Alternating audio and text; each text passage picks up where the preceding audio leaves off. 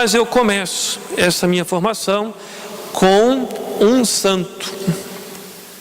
E eu gostaria de iniciar falando sobre a vida deste homem aí, que se chama Maximiliano Maria Kolbe.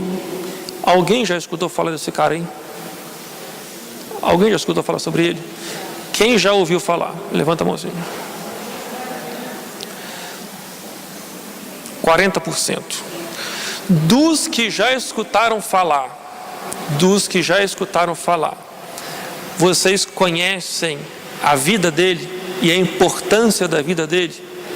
Quantos conhecem a vida e a importância dele? Quantos? Só escutaram falar? Tem um filme dele, é verdade. Oi? O filme que é chamado O Silêncio, eu não conheço o filme dele, nem sabia que tinha. Tem um filme? É O Silêncio que chama o filme? Não. Ele mas não da China, polonês. Não sei se é o mesmo. Enfim, ele nasceu na Polônia no dia 8 de janeiro de 1894, morreu em, eu não sei falar em alemão, mas eu acho que é Auschwitz. É isso que fala? Me corrija o meu alemão, porque eu sou um tedesco nato, mas no dia 14 de agosto de 1941 foi a vida desse homem. Um texto. Oi? Morreu novo. Pois é. Ele foi prisioneiro, ele era sacerdote católico, polonês. Nós sabemos muito bem o que a Alemanha fez com os judeus, certo? Ele não era judeu, era polonês, mas a Alemanha devastou toda a Polônia. Tem algum professor de história aqui? Nenhum professor de história? Então eu fico mais à vontade. Não foi isso? A Alemanha devastou a Polônia, acabou com a Polônia inteira e levou prisioneiro muita raça de gente. Entre eles, levou este homem aí preso. E aqui está o testemunho de um dos prisioneiros que estava lá com ele. Na cela daqueles miseráveis havia rezas diárias, de prisioneiro não, de um dos carcereiros, rosários e cânticos, dos quais participavam os presos em celas vizinhas. Tinha a impressão de estar numa igreja. O frei Kolbe liderava e os outros presos respondiam em uníssono. Sabe o que é uníssono? A uma só voz.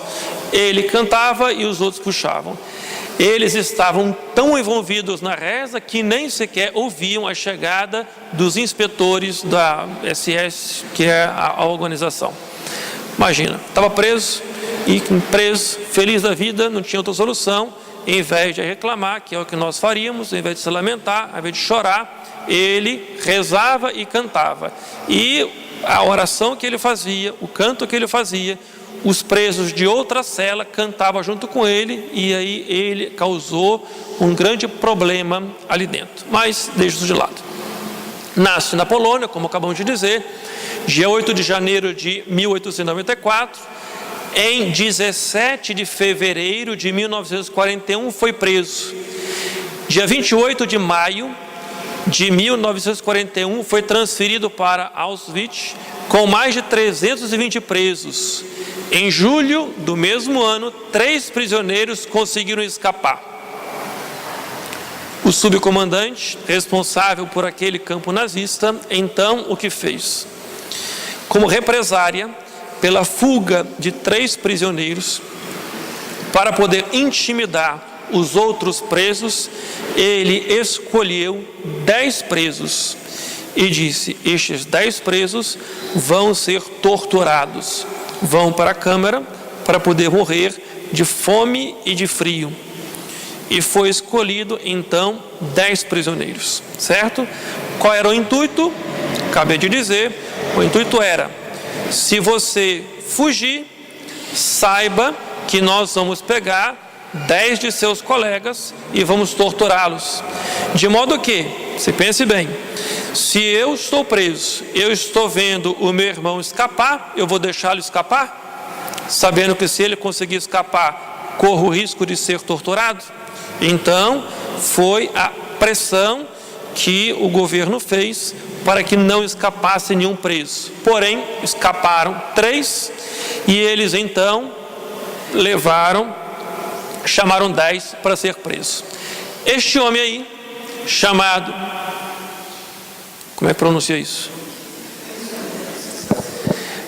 Francis qualquer coisa, Gasso qualquer coisa, foi preso. Aliás, este foi um dos 10, certo? Que foi chamado para poder morrer. E ele então, ao ter sido escolhido, gritou: minha pobre mulher e meus filhos, que não os volto a ver. Sensibilizado, o padre então se apresenta e diz: essa foi a fala exata dele, eu sou sacerdote católico e me ofereço para poder morrer no lugar dele. Você imagina a cena? Sim? Fogem 3, 10 foram capturados para poder serem torturados, câmara fria, para morrer com frio e fome. O padre não foi chamado, vendo que este homem aí, Francisco não sei o que, foi um dos 10, então o padre se apresenta pensando: eu não tenho mulher, graças a Deus, eu não tenho filho, não é? Então eu posso morrer no lugar dele. Se apresenta. E aí fizeram uma festa pensando: que beleza, vamos então acabar com essa bagunça que existe aqui, porque esse cara fica cantando e esse cara fica fazendo essa bagunça aqui, então vamos te prender e a gente acaba com a sua raça. Após 2 semanas de desidratação e fome, só o Kolbe, só o padre e outros 3 prisioneiros permaneceram vivos. Dos 10, certo? Eram 10, ele trocou com um, o outro, esse cara foi solto e ele foi para o lugar dele.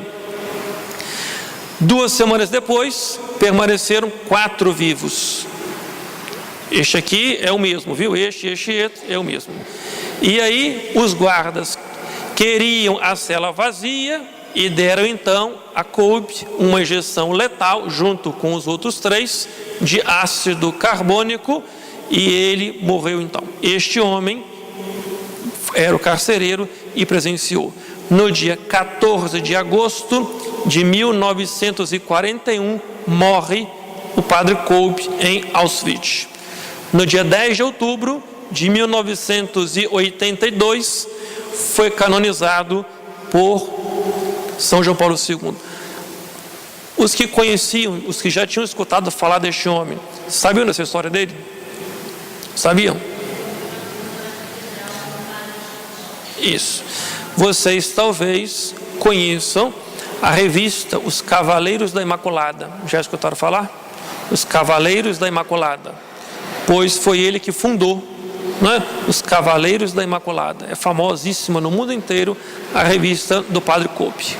Pois bem, porque inicio nossa formação sobre a missa com a história de São Maximiliano. Alguém teria algum palpite, alguma ideia? Por que eu comecei falando do padre Maximiliano para poder falar sobre a missa? Alguém tem alguma ideia? O quê? A missa é o símbolo do sacrifício. E? Sim? Doação, serviço, senhora? Ótimo, porque ele deu a vida, certo? A missa, parece até que eu ouvi vocês falando antes, né? A missa é um sacrifício. Pensem, proponho a vocês, pensem na alegria e ao mesmo tempo na consciência e na responsabilidade que o Francisco herdou. Vocês conseguem imaginar isso? Provoco a imaginação de vocês. Imagine o seguinte: acabamos de ver a história do padre Maximiliano Kolbe, ok? O homem foi libertado, certo? foi trocado com ele. Quando terminou todos os problemas, foi liberto todos os prisioneiros, e você imagina este homem então chegando em casa e se encontrando com aquela mulher que ele falou, nunca mais verei, e beijando os filhos que ele pensou nunca mais poder encontrar. Consegue imaginar como foi a alegria deste homem?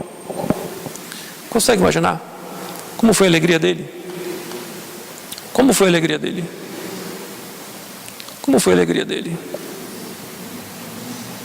Como foi a alegria dele? É uma pergunta.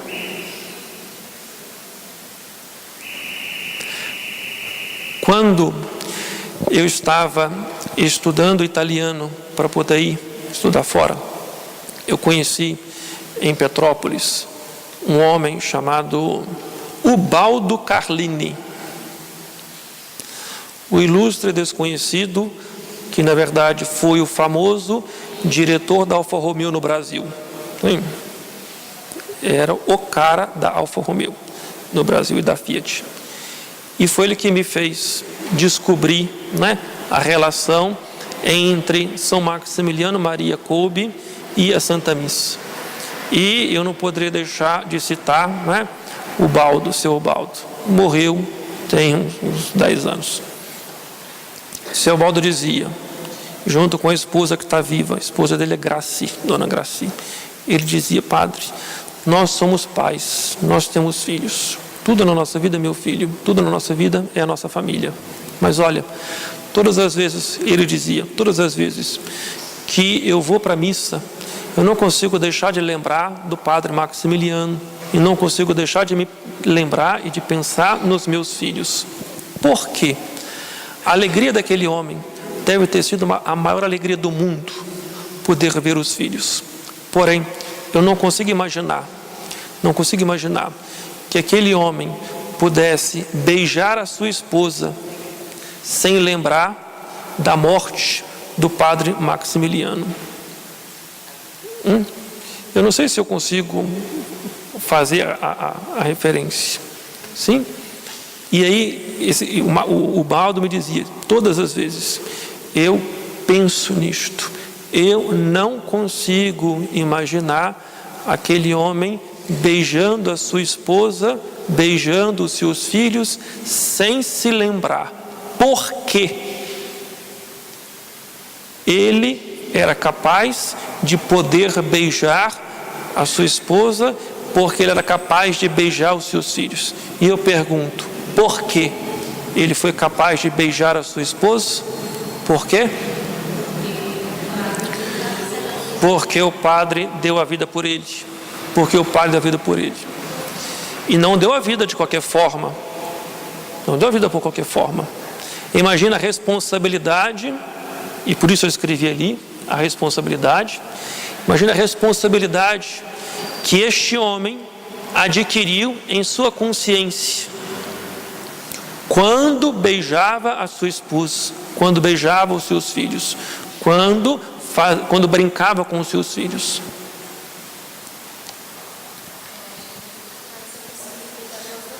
Ele nunca mais ia brigar, nunca mais ia conseguir brigar com a família, obviamente. Mas não só nunca mais ia brigar com a família, mas ele nunca mais, né, beijou a sua esposa como beijava antes de ir para aquela cela, certo? Um homem que ao mesmo tempo é Deus, deu a vida para que nós tivéssemos vida. O que nós fazemos na missa? O que nós fazemos na missa? O que nós fazemos na missa? Nós adoramos Deus, não é isso? Nós, quando viemos para a missa, nós adoramos Deus. Mas o que significa adorar? Alguém sabe o que significa adorar? Alguém sabe a etimologia? A etimologia da palavra adorar? Eu sei que tem um professor de história. Tem algum professor de latim aqui? Ad, orar, ad, orar. Certo? Ad, orar. O que significa orar? O que significa orar? O que significa orar? O que significa orar? Orar significa, olha, quando a gente vê uma pessoa que fala muito bem, né, que tem um domínio da palavra, o que a gente diz que aquela pessoa é? Aquela pessoa é um orador, certo? Não é isso? É um orador. Orar significa falar, certo? Nós falamos com a boca, certo? Orar significa levar a boca. Levar a boca. Numa tradução português, o que significaria adorar? Significa... Quando a gente leva a boca, a gente está fazendo o quê? A gente está fazendo o quê? Falando também. Mas quando cessa, quando você está, com todo respeito às crianças, né? Quando você está com a pessoa que você ama loucamente, e quando cessa, não é? A fala, o que você faz com a boca? Beija. Adorar significa beijar. Sim? Adorar significa orar, levar a boca, levar os lábios, beijar. Sim? Quando viemos à missa, viemos aqui e fazemos o quê? Adoramos Deus. Adoramos Deus. Nós beijamos Deus. Sim? Como é que nós adoramos a Deus? Qual é a consciência que temos? Lembra do Padre Maximiliano? Qual é a alegria que experimentamos quando nós adoramos Deus? Será que a gente se lembra que só é possível adorar Deus porque Ele se sacrificou mais do que o Padre Maximiliano por nós? Será que nós temos essa consciência? Consciência. Eu sempre costumo dizer que uma coisa é saber, outra coisa é ter consciência. Saber, a gente pode saber muitas coisas, mas nem sempre temos consciência daquilo que sabemos. Certo ou errado? A gente pode saber tantas coisas, mas das coisas que sabemos, algumas temos consciência, outras a gente apenas sabe. Certo? Minha pergunta é: saber, nós sabemos que a missa é um sacrifício. Alguém tem dúvida que a missa é um sacrifício? Não. Mas será que nós temos consciência do que significa o sacrifício da missa? E aí por isso eu trouxe para poder ilustrar a vida deste personagem aí. Porque depois que eu conheci seu Ubaldo Carlini, famoso, ilustre, desconhecido diretor da Alfa Romeo no Brasil, né? Ele já morreu, o bendito. Aquele homem está no céu com certeza. Enfim. Depois, com que consciência, então, nós participamos da Santa Missa? Qual é a nossa consciência quando participamos da missa? Qual a importância que dou para o sacrifício de Jesus, que deu sua vida para que eu tivesse vida? Qual é a consciência que eu tenho? Qual a expectativa quando a gente sai de casa para poder vir para a missa? Qual a expectativa? Eu sempre imagino, acredita nisso, talvez eu seja um pouco louco, mas toda missa, eu celebro às vezes 3, 4 missas no domingo, toda missa, talvez eu seja assim bem emborrado, não é padre emborrado, não é que eu seja emborrado, é que acreditem, todas as missas, eu penso, eu estou indo beijar a minha esposa. Vocês são casados, a minha esposa, o padre beija na missa. Já viram que o padre beija na missa? Tem pelo menos 2 beijos na missa. Quando entra e quando sai. Assim é a vida. Você encontra seu marido, você dá um beijo nele. Enquanto sua esposa, dá um beijo nela, certo? E quando vai embora, você não fica lá. A não ser que esteja namorando, conhecendo a vida, aí fica lá esfregando, mas enfim. Depois que adquirir a maturidade, o beijo acontece quando a gente cessa. Não tenho mais o que dizer, já te disse tudo. Então eu te adoro. Nós somos católicos, certo? Sabemos que adorar somente a Deus certo? Mas eu estou utilizando a palavra adorar no sentido, um outro sentido, certo? Não, sim? Qual o espírito que nós saímos de casa para poder participar da missa?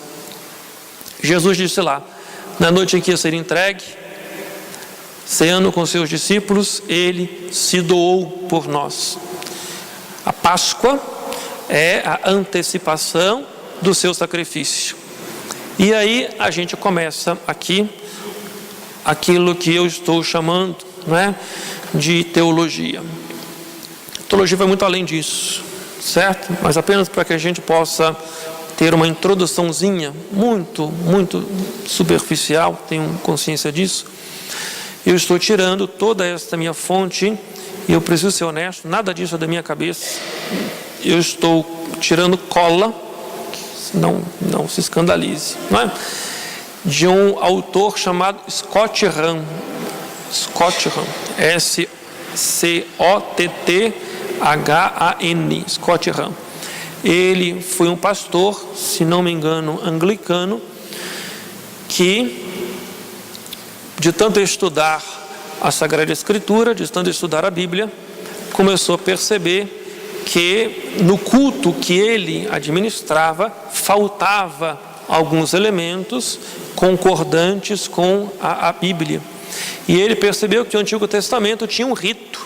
Por exemplo, Deus disse: vocês vão celebrar a Páscoa no 14º dia depois da lua, não sei o que, e vão pegar um cordeiro. O cordeiro tem que ser desta forma, de um ano, sem defeito, tem que fazer dessa forma, tem que assim, né? Tem que chamar o vizinho, né? É um rito, certo? É um rito. Uma vez eu fui num velório. Antes disso, eu fiz um velório na minha paróquia, onde eu trabalhei, meu primeiro ano de padre, lá em Teresópolis. E o finado lá tinha familiares católicos, por isso estava na igreja católica, e tinha parentes evangélicos, e a igreja estava cheia de evangélicos. E aí eu fiz a parte, e quando eu terminei minha parte, eu chamei o pastor: seu pastor, o senhor quer dar uma palavrinha? Porque metade dos fiéis aqui é da sua religião. Eu acho que o senhor convinha que o senhor desse uma palavra por ele, acho que por educação, né? E aí ele ficou assim assustado. Mas eu? Sim, mas eu estou da igreja católica. Sim, meu irmão, nós somos irmãos, certo? Então, o defunto não é seu também? Então, aí passei o microfone para ele, ele ficou todo constrangido, falou lá meia dúzia de coisas bonitas, inclusive, né? Falou uma batatada lá, mas também coisas bonitas. Eu também fiquei comovido com ele, pensei, puxa vida, né? Eu vou começar uma amizade com esse pastor no dia do velório, mas tá bom. Passou-se uns 15 dias e aconteceu o inverso. Aí eu fui na igreja dele, era batista. Aí fui eu na igreja batista. Mas pensei assim, vou ser educado. Aí eu fiquei encostado na porta. Assim, eu não entrei na igreja, fiquei encostado na porta, pensei assim, ele vai me chamar para entrar, né? E aí fiquei lá. Quando ele viu que eu estava encostado na porta, conversando com as pessoas ali, ele falou assim: todo mundo para dentro da igreja, todo mundo para dentro da igreja. Eu pensei assim, eu não sou todo mundo, eu sou o padre do local, né? Então eu, por orgulho, por soberba, eu permaneci pensando assim, ele vai dirigir a palavra para mim, né? E eu fiquei lá em pé. Olha, ele falou 1 hora seguida. Quando eu, depois de terminar de falar 1 hora seguida, sem parar, sem respirar, eu pensei, agora ele vai me dar o microfone. 15 dias atrás eu dei o microfone para ele, né? E aí ele falou assim, como a gente não tem muito tempo, porque o velório, o enterro já tem que acontecer, toma aqui para o outro pastor falar. Aí o outro pastor falou mais meia hora. E eu pensando assim, tá bom. Quando acabou aquela fala lá era toda, então já estamos atrasados, vamos sair correndo, porque nós temos que enterrar, porque o cemitério vai fechar. Tá bom. E aí, eu na porta estava, na porta permaneci. E todo mundo que saiu da igreja, acreditem, os católicos e os evangélicos passavam e beijaram a minha mão. Olha, quando ele viu aquilo, ele colou do meu lado e ficou lá plantado do meu lado, dando a mão dele para ser beijado também. Mas tá bom, aí as pessoas beijaram a minha mão, beijaram a mão dele. E da igreja batista até o cemitério, dava ali uns 300 metros, mais ou menos. E a gente foi andando, que era costume isso. Fomos andando e ele foi ao meu lado. E aí ele falou assim, A Igreja Católica, né, seu padre? Ele tinha que ir do meu lado para não deixar ninguém chegar perto de mim, não é? A Igreja Católica, né, seu padre? É cheia de rito.